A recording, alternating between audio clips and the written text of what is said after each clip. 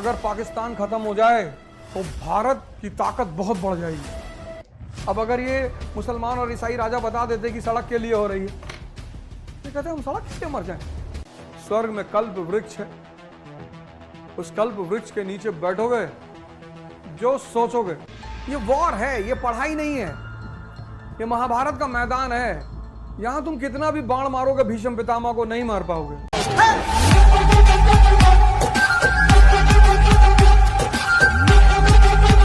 अब जो है आदमी वही दिमाग तो तुरंत नेगेटिव पे जाता है ना, क्योंकि लोकेशन वही है।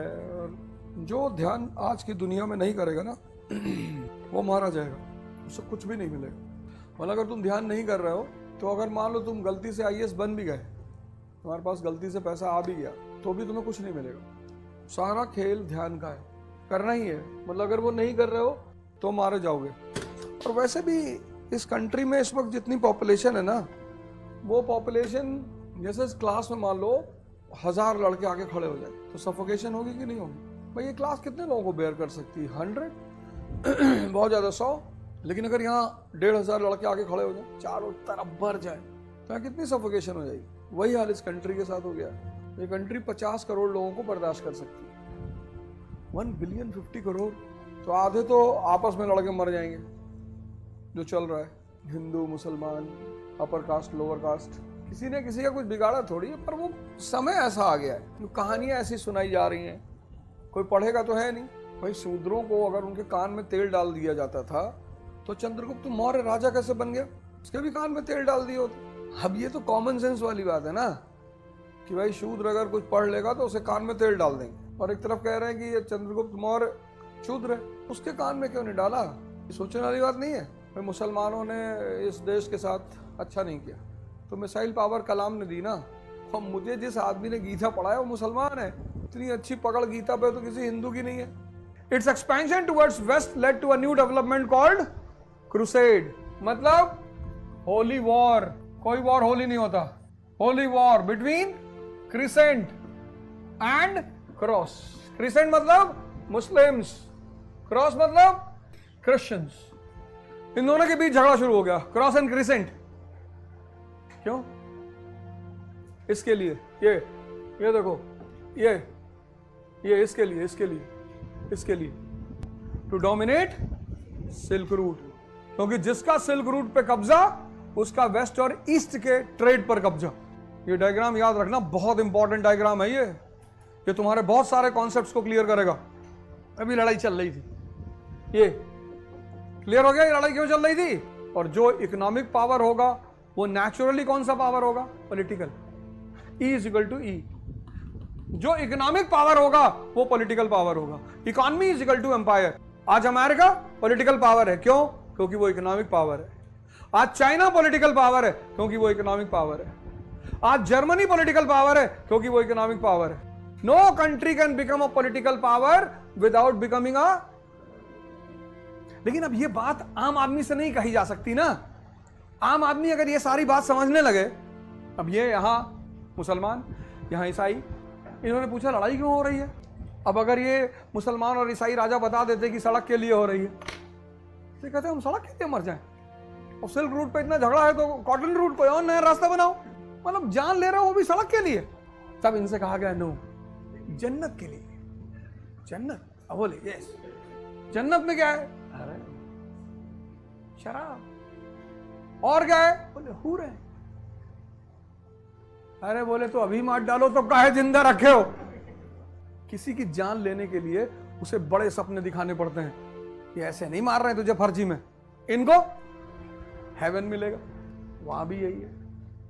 हिंदू को स्वर्ग मिलेगा, स्वर्ग में कल्प वृक्ष है, उस कल्प वृक्ष के नीचे बैठोगे, जो सोचोगे 100 लड़कियां 100।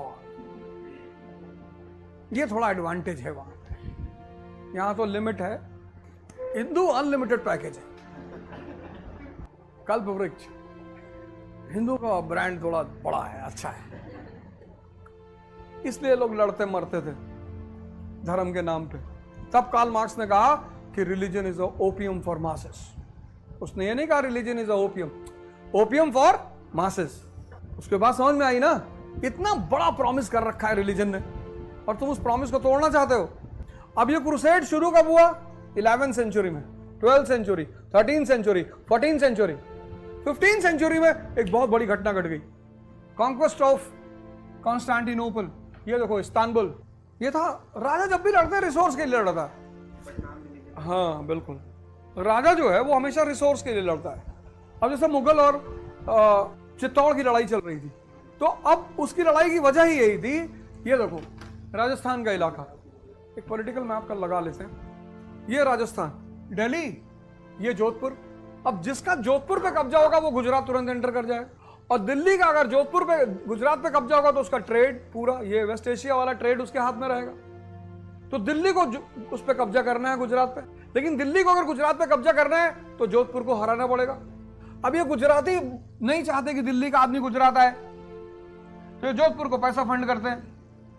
और जोधपुर का इलाका डेजर्ट का इलाका है, टेरेन टफ है, वहां गुरिल्ला वॉर हो सकता है, तो सिसोदिया लड़ते रहे। पैसा आ रहा गुजरात से, और राजस्थान के टेरेन में यूपी बिहार का आदमी लड़ ही नहीं पाएगा। Guerrilla war, Maharashtra guerrilla war. भाई मराठों की सबसे बड़ी ताकत क्या थी? यहां का टेरेन।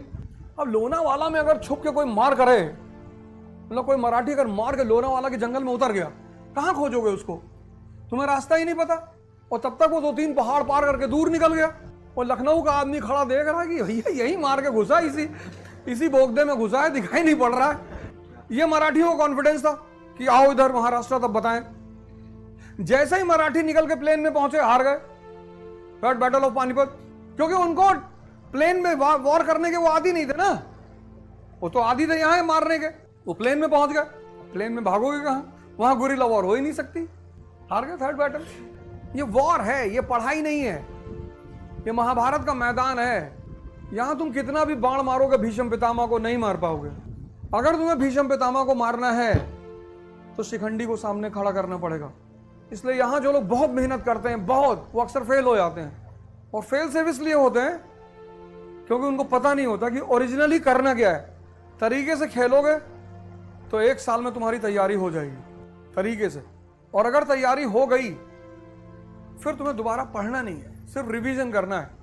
अगर तुम्हें दोबारा ये सब चीजें पढ़नी पड़े समझने के लिए, आज जाना, खुद से डायग्राम बनाना। हम जब स्कूल में थे इसीलिए होमवर्क ना करने के लिए मार खाते थे, और होमवर्क थी बड़ी प्यारी चीज।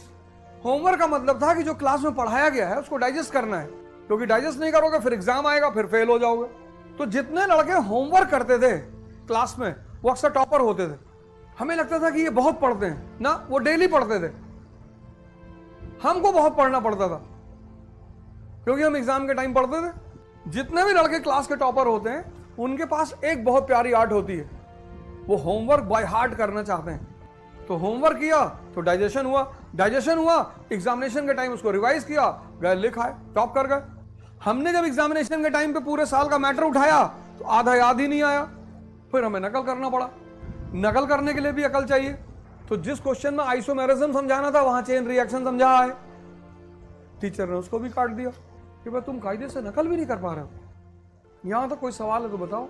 अगर पाकिस्तान खत्म हो जाए तो भारत की ताकत बहुत बढ़ जाएगी। पाकिस्तान अगर भारत में मिल जाए तो भारत की ताकत बहुत बढ़ जाएगी, और अगर भारत की ताकत बढ़ी तो चीन को बहुत नुकसान पहुंचेगा। अगर भारत की ताकत बढ़ी तो हमारी अमेरिका पे डिपेंडेंसी कम हो जाएगी। ऐसा क्या हो जाएगा? अगर पाकिस्तान भारत में मिल जाए तो भारत की ताकत बढ़ जाए, अगर पाकिस्तान खत्म हो जाए तो भारत की ताकत बढ़ जाए, क्योंकि डायरेक्ट रिलेशन हमारा हो जाएगा ईरान से। ये देखो, ये सीधा। और अगर डायरेक्ट रिलेशन हमारा ईरान से हो गया तो ऑयल और नेचुरल गैस सीधी हिंदुस्तान में, और अगर ऑयल और नेचुरल गैस सीधा हिंदुस्तान में यानी एनर्जी, एनर्जी यानी पावर, पावर यानी इलेक्ट्रिसिटी, इलेक्ट्रिसिटी यानी इंडस्ट्रियलाइजेशन, और पूरा नॉर्थ इंडिया इंडस्ट्रियलाइज होना शुरू हो जाएगा। किसको धक्का पहुंचेगा? दोनों को। तो जैसे ही भारत पाकिस्तान के खिलाफ खड़ा होता है ये दोनों से इनडायरेक्टली बैक कर देते हैं। यही उसकी ताकत है।